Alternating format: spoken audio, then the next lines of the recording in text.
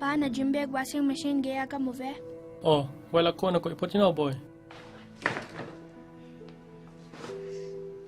Daniel. Bang cikapan na nun hiyay sung ahichia. Kal ni khong hita.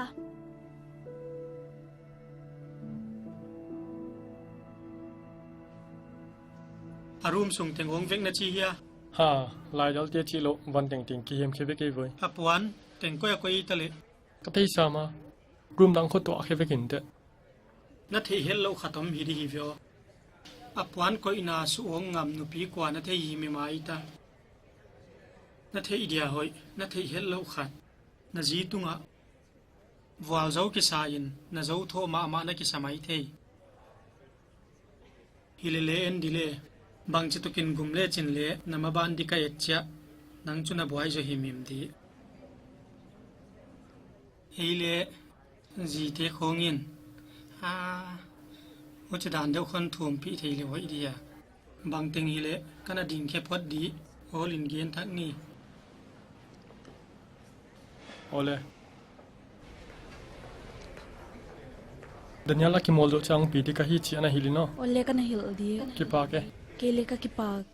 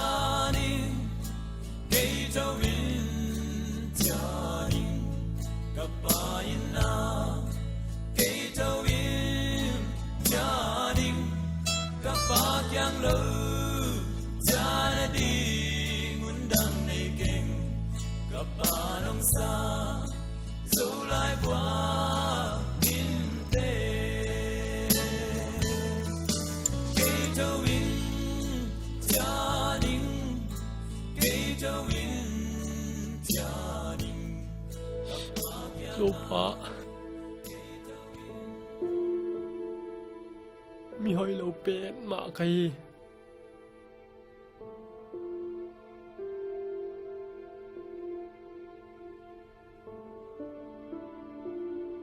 Cái hàng xuống thế.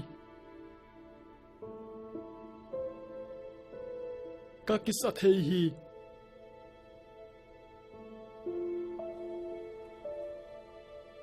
Hia in sung kana tok buaya. Hilele hia ka uda na hi ke. Hi chi bang hi ka unon ke. Bang lo di ka ya. Ka thei zo ke.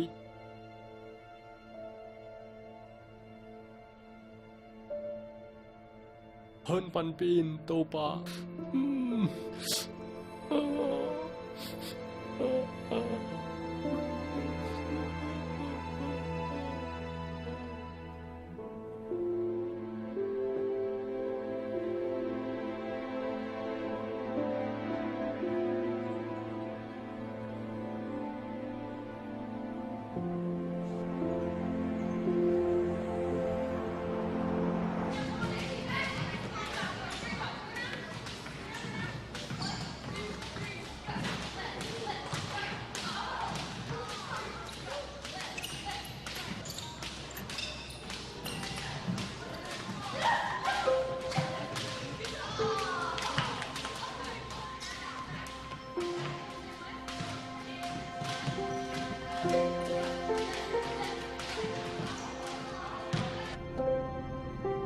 thil khat kon gen diam na khaw ki tom teu kha ana ho hello da ni vele mo tak sat chilwa hilele nang chu ka king tak sangin siam kon sa zo kele hon lung lu chak gop ta na hiu na siam lo wa ki pak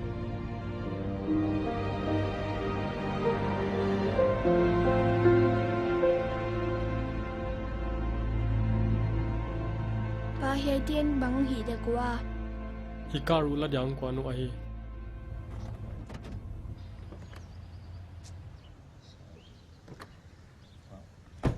Ana khol zoli no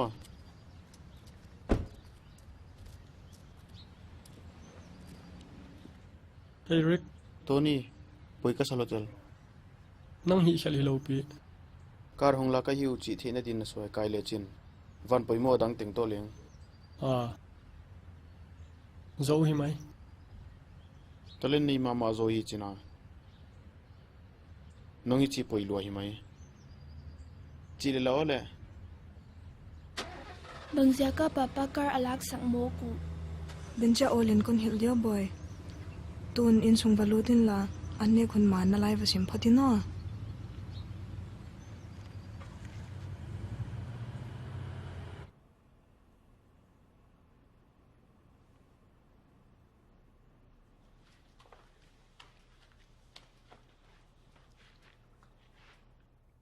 Tu jing kalin sok di bang jayam va mu ke ve.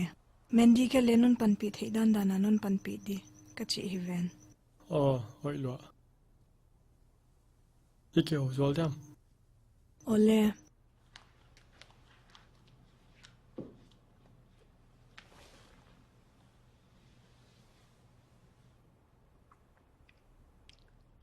katunga na hi chi siam gup thi siam thi lo kai kan sem na hon payu ka chi la ya thumu ki sa hon eng ho di hon sai nga ki ging sa om kai ka ging tak bang het ki ka u thel lo a hi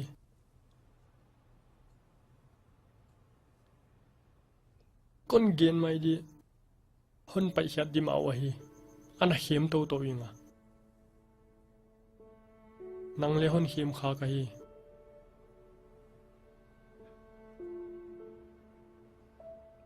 hon ginom lo san khadek man ka hi ngai le ngai to man mai ne hi shal man phial ka hi yai ting na thi hit vek nunga ginom taka hon om pi den lai ni voi na pon ko na mu ka hi ki a dia nan tum sak dan kha bangzia kana hi a hi ka om dan bang kim na thi vek nunga kin kon top san nai lo pi. Inu pakala dia pang di kahi kakipa na nga ki panhilawa hi dan ka thei kheta Tony hanit lwa kahi nang ma a ama a hi hinta kahi Jesu Christ ya kya lel ahi hi chibanga ka om thei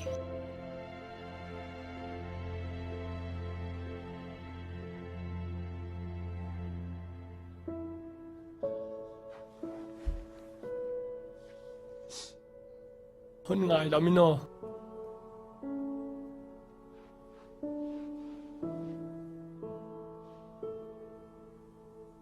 pathian kyang ale ngai dam kangen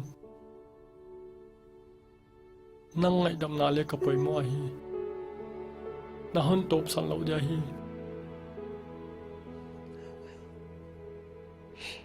kun ngai dam lwa